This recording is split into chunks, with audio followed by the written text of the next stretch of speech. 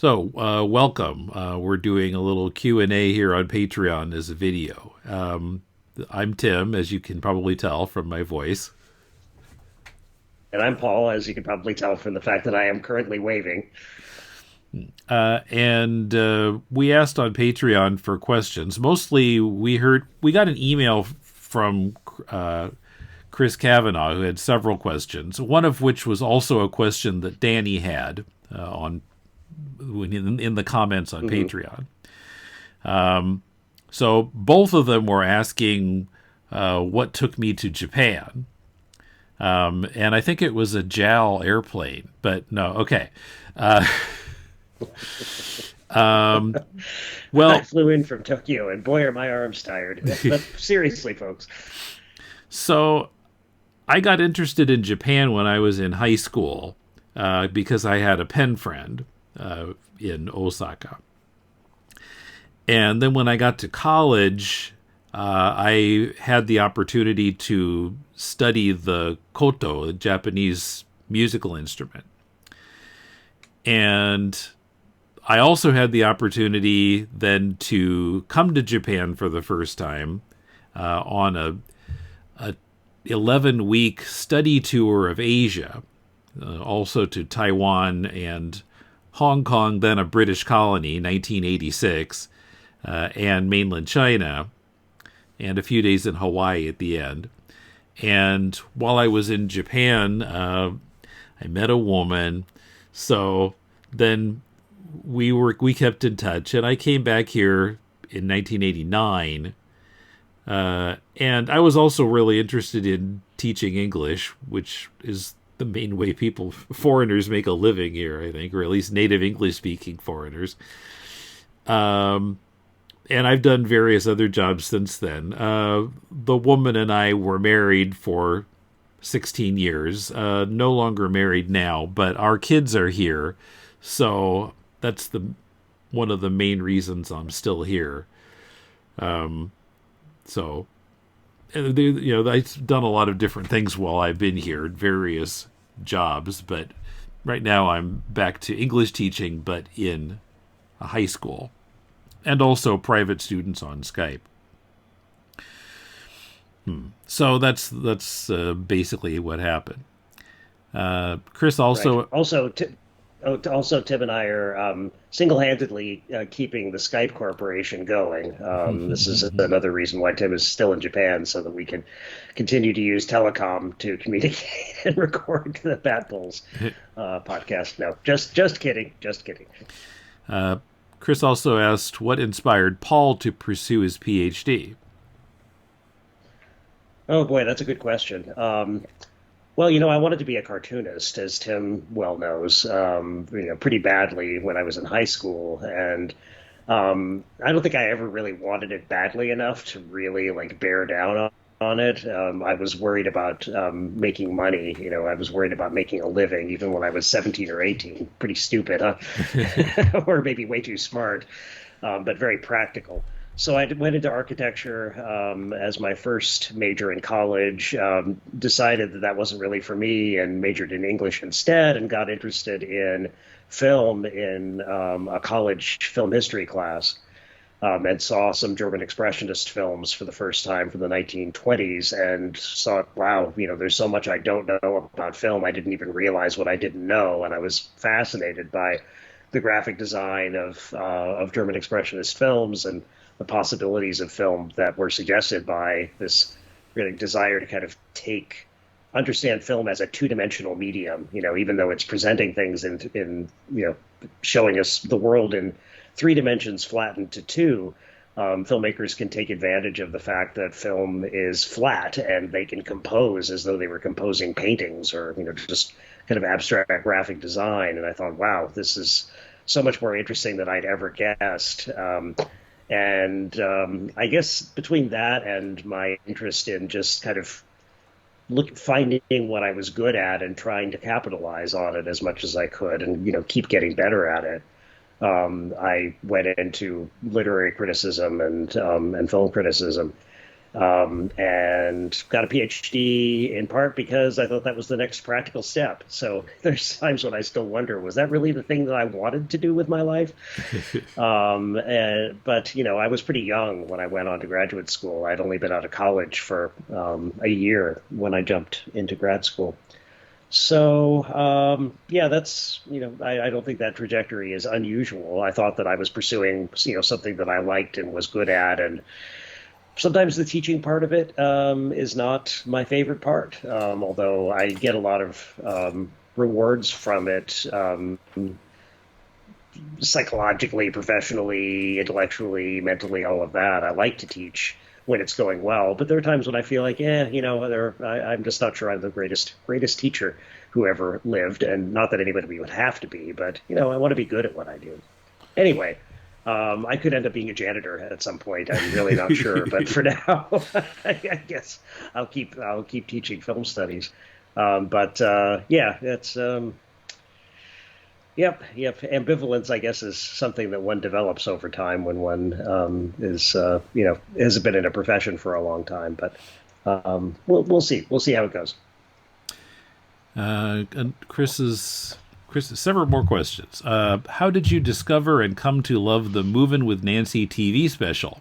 Weren't you too young to see it when it aired? And of course, a couple years ago, we did a special podcast about it for Patreon. Yes, I believe I was -1 when the album came out that a lot of those tracks are from. So right, the show aired Velvet Morning, November or December of '67. So yes, you were in utero.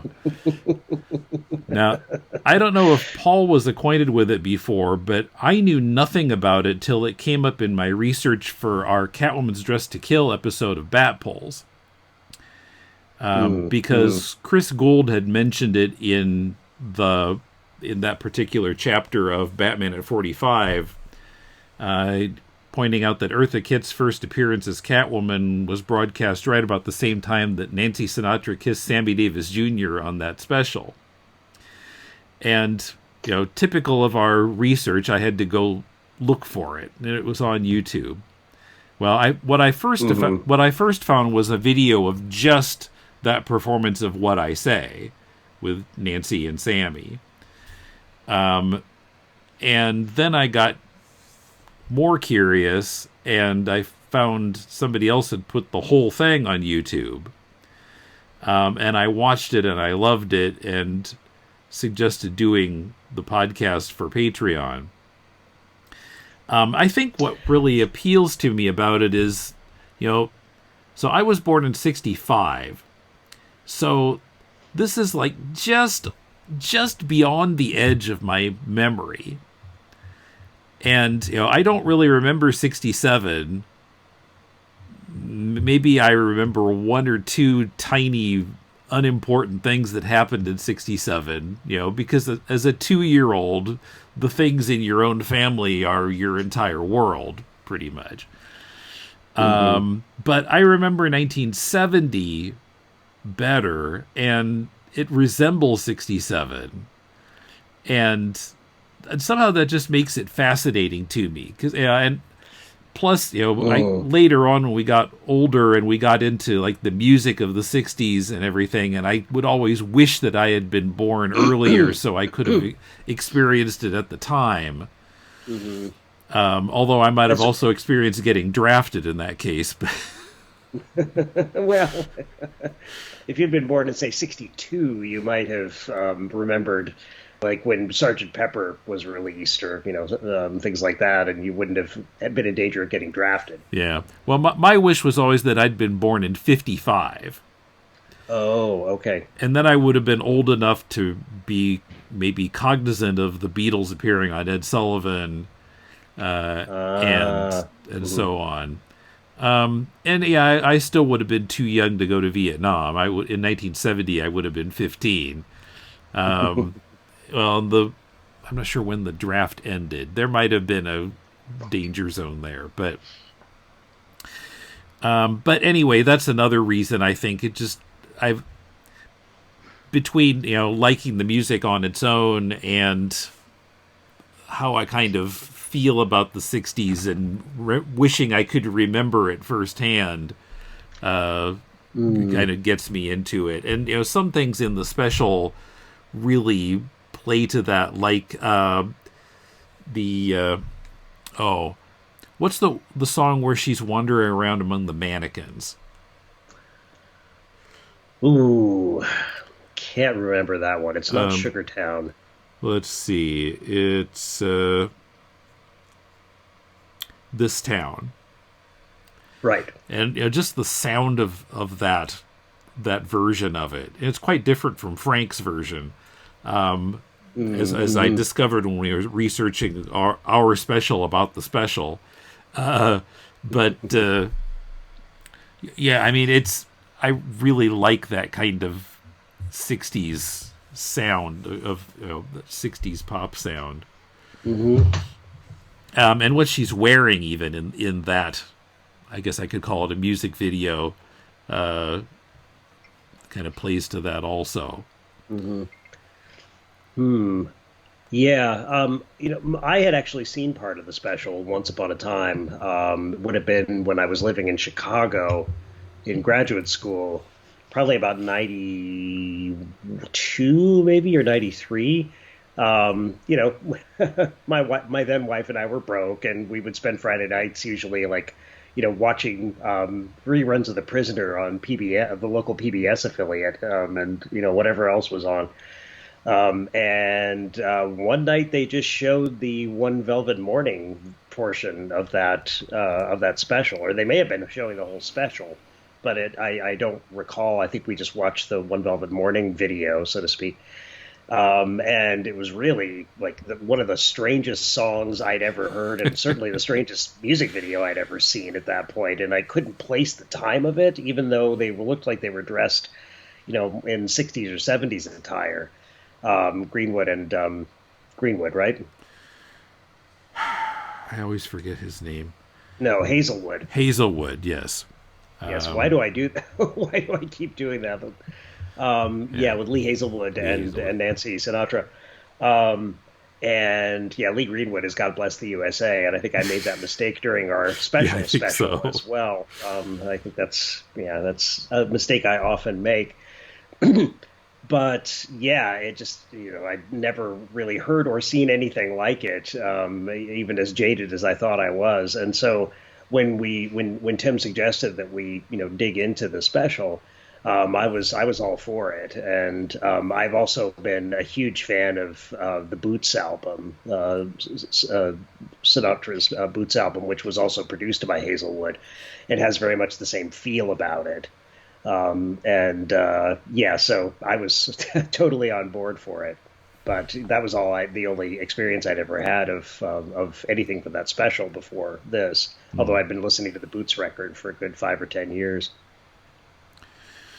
Yeah, I enjoyed it so much I ended up shelling out money for the MP3s of the soundtrack. Mm-hmm. Yeah, and a DVD was published of the special by Image, which was I don't think exists in the same form anymore as a company, but for many years they published some of the best available editions then on DVD of a lot of classic foreign films. But also some, more recent, kind of obscure but still very interesting television and American films as well.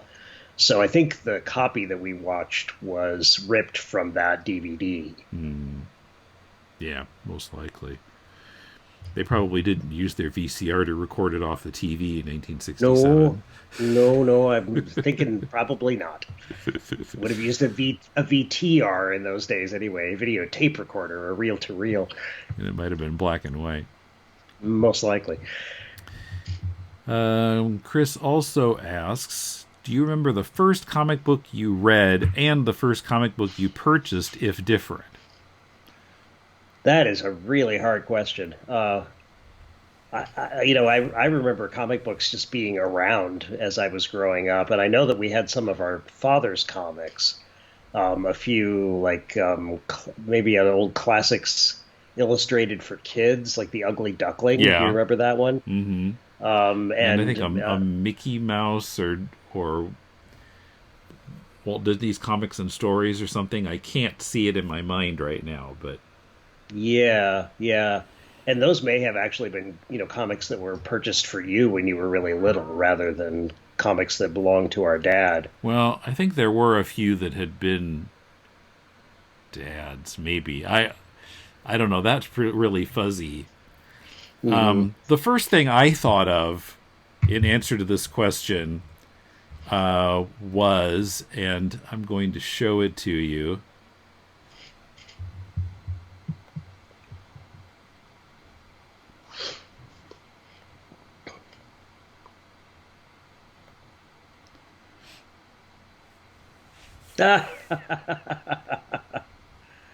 Oh my gosh. Yeah, so Hanna-Barbera Fun In, which was issue 4, I found in my research. Gold Key didn't put issue numbers on the covers. Hmm. It was dated November 1970. So I was Wow. Yes. 5, Hmm. and it was, so we were living in Centerville, Iowa at the time, and it was Pancake Day, which is the last Saturday in September. And so we were down on the Centerville Square, the center of town, and our grandparents were with us, Dad's parents. And we went in a bookstore. I think it might have been Allen's. And I think Grandma bought this for me. Oh. I picked out a comic and she bought it for me. And of course, the characters here, I was watching these on Saturday mornings at the time. Hmm. I think they were all on the same show. I think it was the Chattanooga Cats show, but that they had a lot of other cartoons on that show too.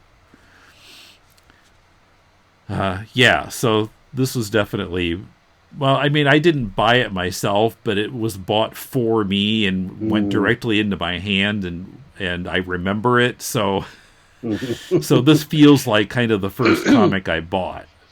Mm-hmm. Hmm. Yeah, I mean, we have a few comics in our Funnies collection, which is in a box in my basement. I haven't looked at it in years, Hmm. any of them. We have a few comics that have 10-cent covers, which makes me think that those must have been Dad's comics, because, that would have been, I think comics changed from 10 to 12 cents in price per, the cover price, probably around 1962, Yeah, probably about. perhaps. I think they were probably 12 cents through most of the '60s. Yeah, but the first issue of Fantastic Four, which would have been 1961, is Hmm. has a 10-cent cover Okay, price. okay. Anyway, so yeah, so this is 15 cents. The first comic I bought, couldn't tell you. It was probably a Harvey, I'm guessing. Hmm. But I don't know for sure. It might have been a Casper or what was Casper's? Oh, Spooky, the ghost with the derby. Yeah. Or a Richie Rich, for all I know. But we also bought Scooby Doo comics. Hmm. Might be even more likely would be something based on a cartoon that we were watching at the time. Right. But I remember that the Dastardly and Muttley comic you just showed really well. But I don't know if I recognize the characters on the cover because I remember the cartoon at all, because I only would have Yeah. been like 2 years old, No, or if it's I just because. would be shocked if you remembered the cartoon because, yeah, you were 2. And I think it was Yeah. gone by the time you were old enough to remember it. Yes, although Penelope Pitstop is a large presence in my childhood, I can't remember anything about the cartoon, so I doubt that I have any memory of it. But it's so familiar to me, probably because I just looked at that comic every day of my life for 5 years, probably. Right. Where did we keep our comics at that time? Did we just keep them in the closet? Because you and I shared a bedroom in Centerville. What I remember is that we had that chest of drawers, the smaller one, the Oh four the yes. 4 drawers, which later became apartments for our action figures. Yes, yes. We would never use drawers for anything so useful or practical as like clothing or papers or anything like that. Well, a little later, remember Grandma and Grandpa brought that larger dresser that the two of us used, and Of that course. we did put clothes in the drawers, like actual practical clothing. Yes. But yeah, that smaller chest of drawers was usually just like our stuff. And I remember when we were in the days when we bought Funnies, I think we kept them in that. Yeah, I think you're right. I think you're right because I remember shards of funnies, Yeah, they would kind of crumble. little bits and pieces lying at the bottom of that drawer when we finally did probably clear it out to make it into action like Mego action or Mego action figure apartments. This is Right. where Batman and Robin and the Riddler and the Joker and Catwoman and Penguin, whom we married so they could share the same drawer. That's where they slept, quote unquote. We even had carpeting in those drawers. And pictures up on the walls, and we made beds out of the boxes the Mego action figures came in, and our mother sewed sheets or blankets and pillows for them as well, which was pretty awesome. Monogrammed pillows. Monogrammed pillows, yes.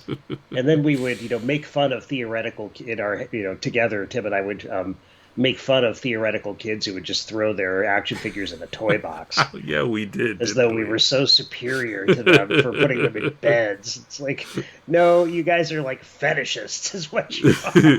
We had to set up some straw man kids to make fun of. That's right. That's right. To imagine we were better than they. Oh boy. That's juvenilia right there. Wow, I'd forgotten about that. But the Funnies collected for a few years, and then I don't remember. I guess the year that we started buying Marvels for ourselves and superheroes would post-date the year that we started buying Spidey Super Stories, which must have been about 74. 74. Because, 74 was the year it came on the Electric Company. And I remember... Right, the year Spider-Man first appeared on the Electric Company. Right, and I remember a few weeks before Spidey's debut on the Electric Company, we found issue 2 at the Quick Shop. And we were like, what? What's this? And at the time, up until that point, I thought Spider-Man was terrifying, or kind of scary anyway. But to see him with these familiar characters that I knew from the Electric Company, because I'd been watching it since it started in '71, even though I didn't really need it anymore as a show to teach me about reading, I knew all that stuff by '74. I was 9. But I just watched it for entertainment by that time. So we bought it, and then were delighted actually a few weeks later to see Spider-Man actually on the show.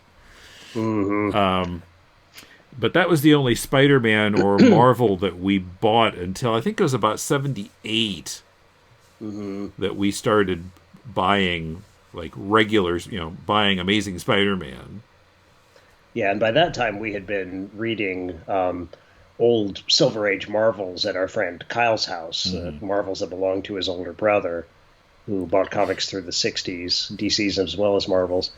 But then we decided we wanted to, I think it was probably a conscious decision that we wanted to start keeping up on Spider-Man comics in the present. And so, yeah, we picked up, I guess it must have been 183 and 184, I guess. The very tail end of the Ross Andru, Marv Wolfman years of Spider-Man.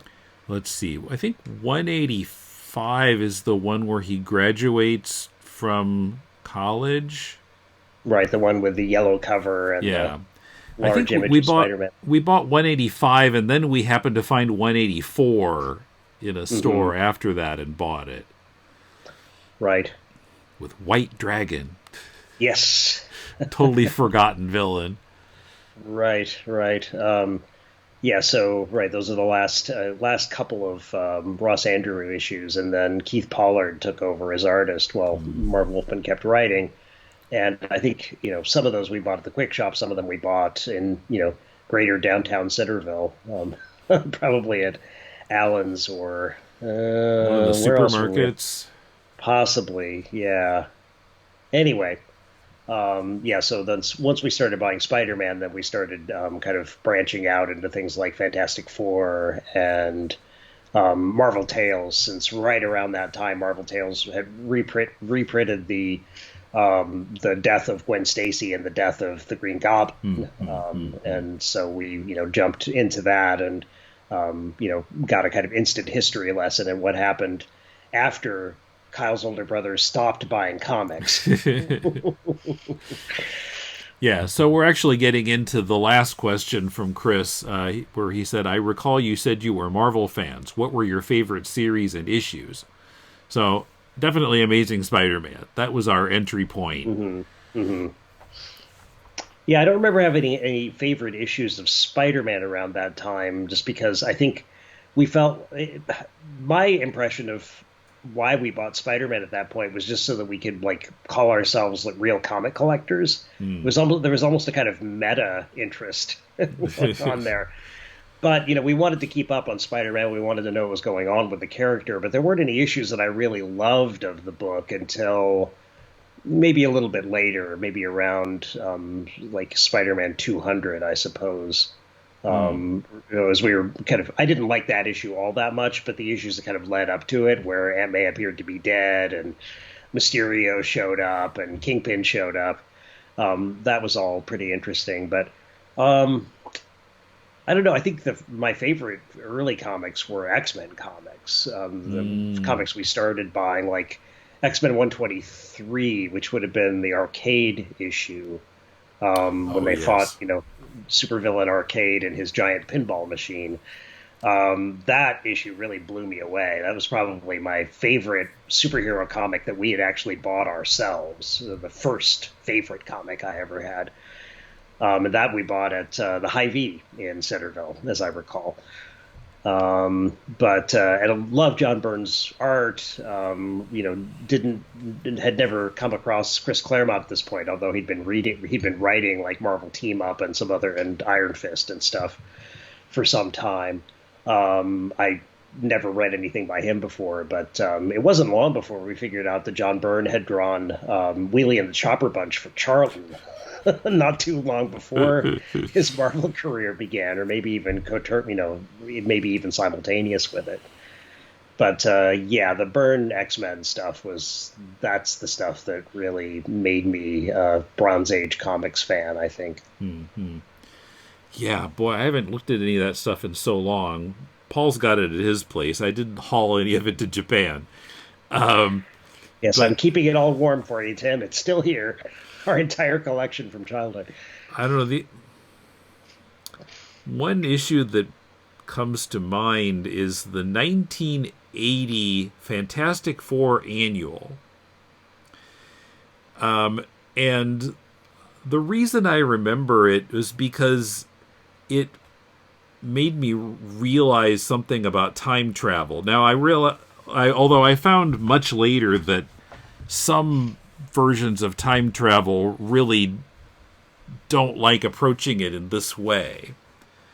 But to me, it made a lot of sense and still does, which is that... so I think Johnny, Sue, and Ben were sent through time by Dr. Doom.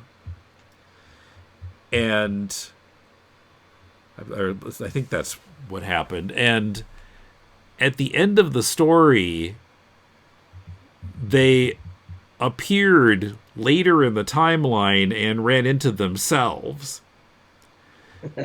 And like, oh, wow, I'd never thought about that.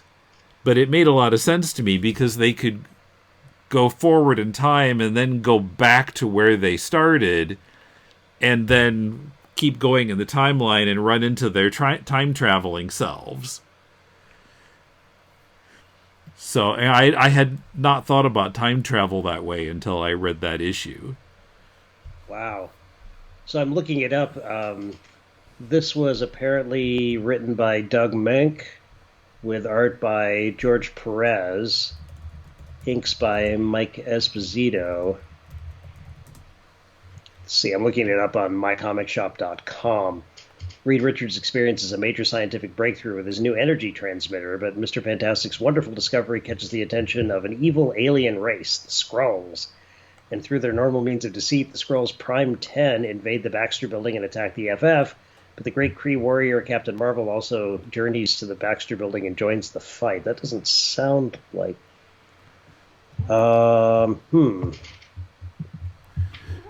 Okay, yeah, it's you can see it here on the screen. It's that's... number 15 from 19 back when they didn't always give the annuals issue ones like they do now. Drives me nuts. Yes, it drives me nuts too. Why is it number 1 every year? It's an annual. That's right. That's right. And I can see from the Win a Toys R Us shopping spree, this would have been the same month as X-Men 137 when Phoenix died. Well, actually, I think it's 130. Would have been the same month as 138. Oh, it's 137. Right. Has the bicycle thing. No, it's this comic could be worth like $50,000 to you or something like that. Okay. Yeah, this was another thing that drove us crazy with putting these contest things on the covers. Well, especially on the cover of X-Men 137, the death of Phoenix. I mean, come on. Talk about killing the seriousness of it. I guess that's the moment at which, you realize, they publish comics to make money. The fiends. Bummer. Yes. The dastardly fiends. Right. This Marvel comic could be worth $2,500 to you. September 1980 cover. All Marvel comics from September 1980 had that same stripe across the top. I remember a really dopey kid who was a year younger than me. I think I must have been in, 6th grade when this issue came out. This dopey kid bought another Marvel from the same month off the rack and said, I bought a Marvel comic that said worth $2,500. It's awesome. And he really thought, like, if he, kept it in plastic or something, that he would someday be able to sell it for $2,500. It's like, wow.